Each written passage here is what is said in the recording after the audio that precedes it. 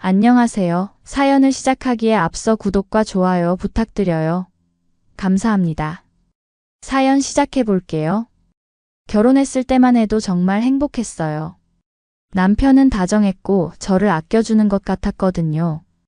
물론 시어머니가 좀 까다로우시긴 했지만 그래도 참을 만하다고 생각했죠. 남편에게는 형이 한 분 계셨어요. 아주버님은 작은 사업을 하시는 분이었죠.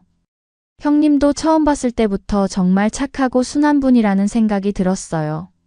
문제는 시어머니였죠. 시어머니는 정말 두 아들밖에 모르시는 분이었어요. 시아버지께서 일찍 돌아가시고 나서 혼자 두 아들을 키우느라 고생하셨다고 늘 말씀하시곤 했어요. 그래서인지 아들들에 대한 사랑이 정말 남달랐죠. 아니, 사랑이라고 하기엔 너무 맹목적이었어요. 더 큰 문제는 아주버님과 남편 모두 시어머니 말이라면 꼼짝 못했다는 거였어요. 시어머니가 뭐라고 하면 그냥 그 말이 곧 법이었죠. 형님은 정말 불쌍했어요. 시어머니가 형님을 엄청나게 부려먹으셨거든요. 형님 집안이 그저 그렇다고 대학도 못 나왔다고 시어머니가 노골적으로 무시하셨어요. 형님은 어머니가 일찍 돌아가셔서 아버지와 살았는데 아버지가 몸이 안 좋으셔서 형님이 친정에 종종 갔었거든요. 시어머니는 그것도 정말 마음에 안 들어 하셨어요. 그 생활비며 병원비 다 힘들게 일한 자기 아들 주머니에서 나가는 거라면서 대놓고 싫어하셨죠. 그런데 아주버님은 대학까지 나오시고 사업도 하시니까 시어머니 눈에는 형님이 영 마음에 들지 않으셨던 거죠. 그런데도 형님은 시어머니한테 단 한 번도 반박하지 않으셨어요. 시키시는 대로 다 하셨죠. 가끔은 제가 봐도 답답할 정도로 온순하고 착하셨어요. 딸 하나, 아들 하나 있으면서도 늘 시어머니 눈치만 보고 사셨죠.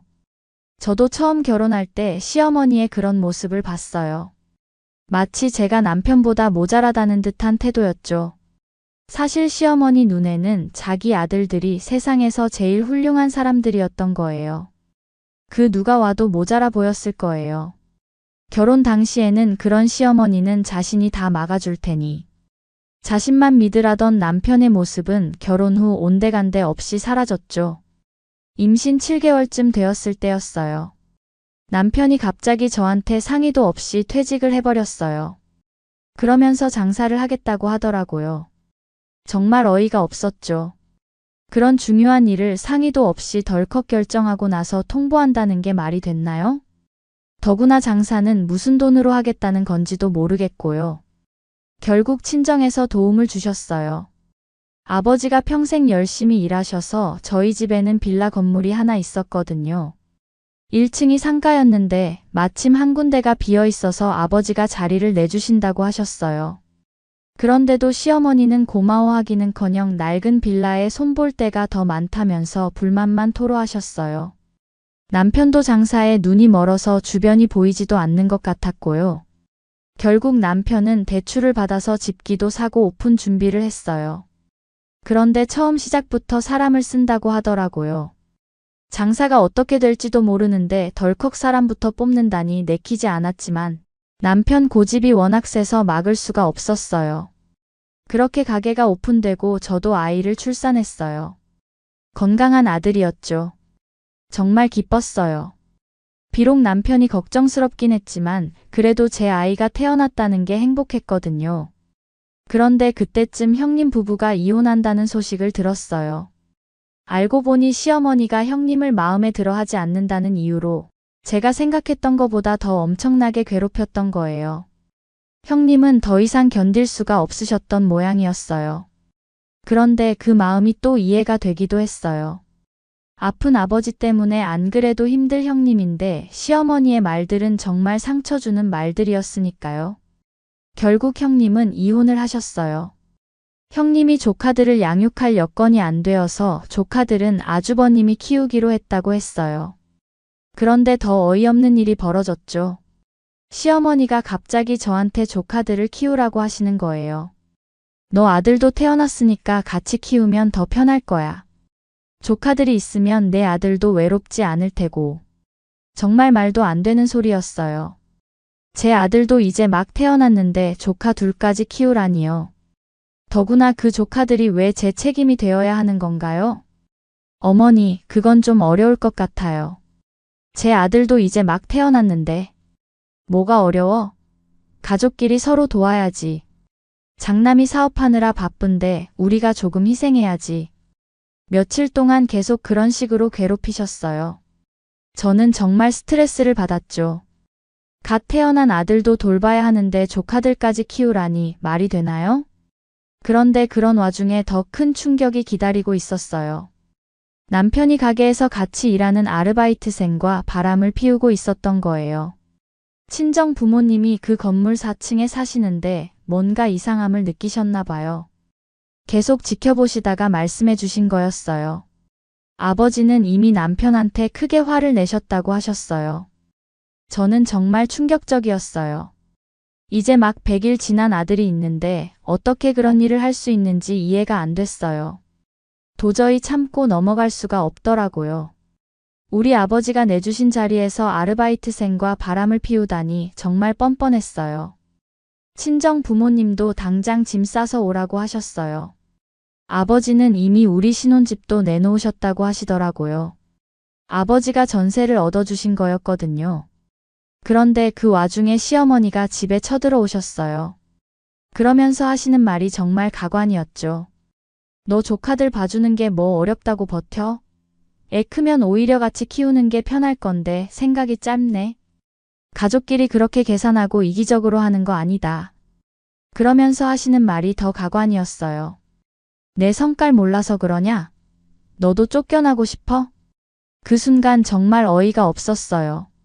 지금 상황이 뭔지도 모르시는 건가요? 저도 참을 수가 없어서 말했어요. 뭔가 큰 착각을 하시는 것 같은데요? 쫓겨날 사람은 제가 아니라 어머님 아들이죠. 어머님도 당장 나가주세요. 시어머니는 정말 화를 내시더라고요.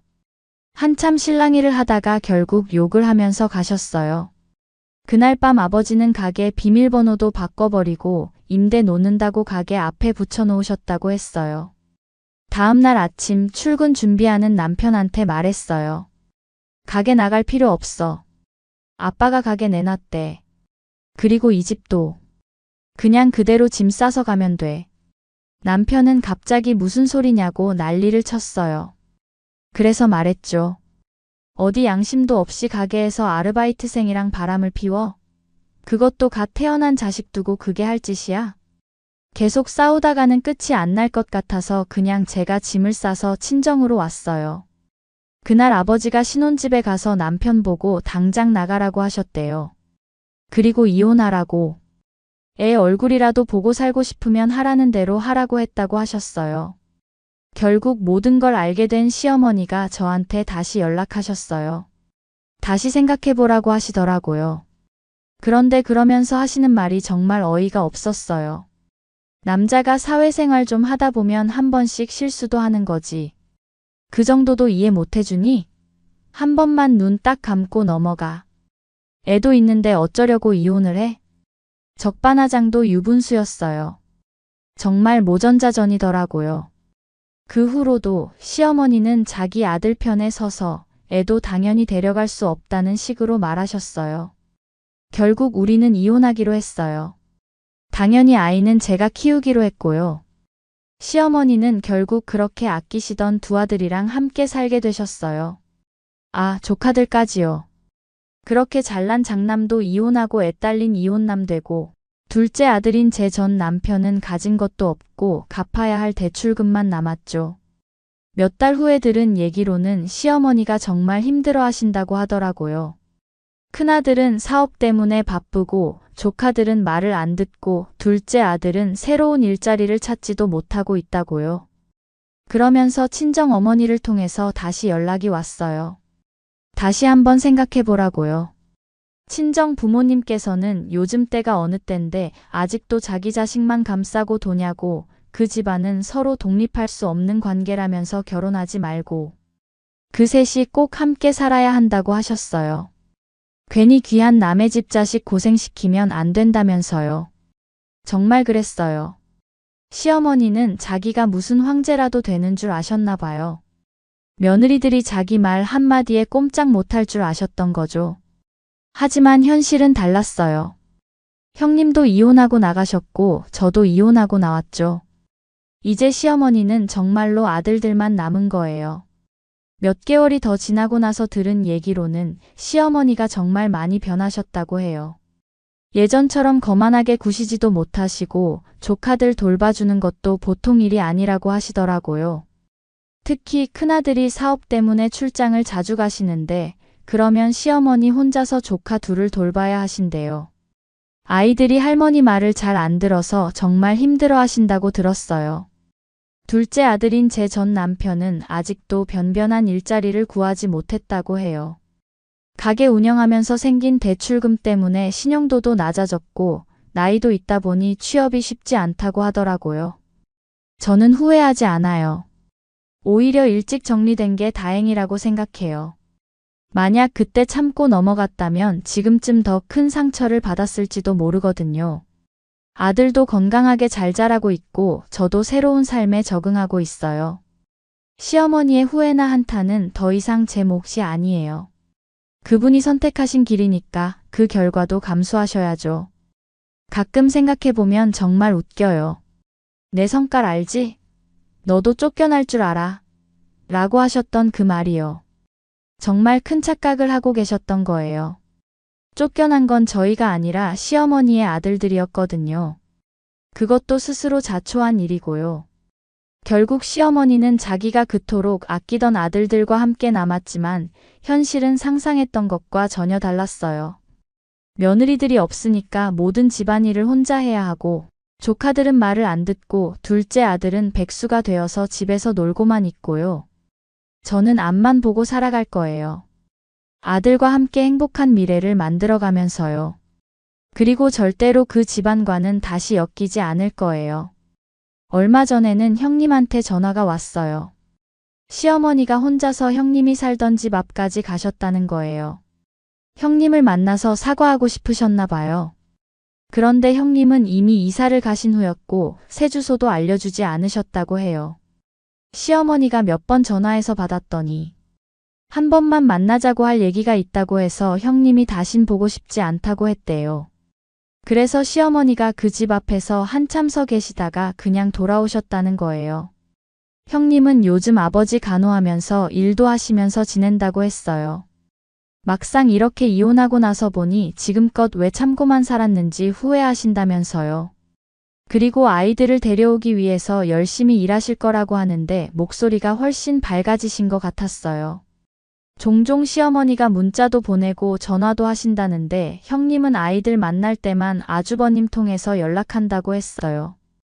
그동안 정말 시어머니한테 쌓인 게 많으셨을 거예요. 형님이 얼마나 착하고 좋은 분이었는데 그런 분을 그렇게 괴롭혀서 쫓아내시고 저도 마찬가지고요. 이제 와서 후회한다고 해서 되돌릴 수 있는 일이 아니에요. 시어머니가 정말로 변하셨다면 좋은 일이지만 저희와는 상관없는 일이에요. 이미 끝난 사이니까요. 저는 정말 행복해요. 아들도 건강하게 잘 자라고 있고 친정 부모님의 도움으로 안정적인 생활을 하고 있어요. 시어머니 눈치 보지 않아도 되고 바람 피우는 남편 때문에 속상해하지도 않아도 되니까 정말 마음이 편해요.